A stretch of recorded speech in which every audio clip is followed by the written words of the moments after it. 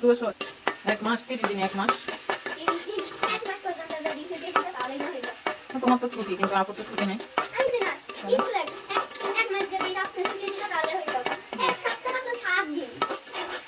আজকে আমি চিংড়ি মাছ ভুনা করবো। তো চিংড়ি মাছ ভুনা করার জন্য আমি পেঁয়াজ এবং মরিচটা তেলের মধ্যে ভেজে নিচ্ছি, একটু রসুন বাটাও দিলাম।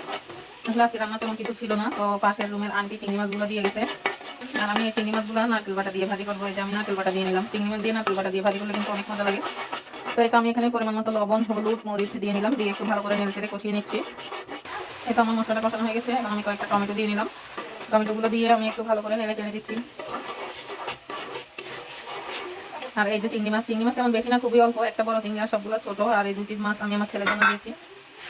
সবাই বলবে যে একসাথে এগুলো, হ্যাঁ একসাথে, আসলে আমার ছেলের জন্য কাটা ছাড়া মাছ দিতে হয়। আর চিংড়ি মাছ ওকে দিব না, তার জন্য এই 2টা মাছ আমি আলাদা দিলাম।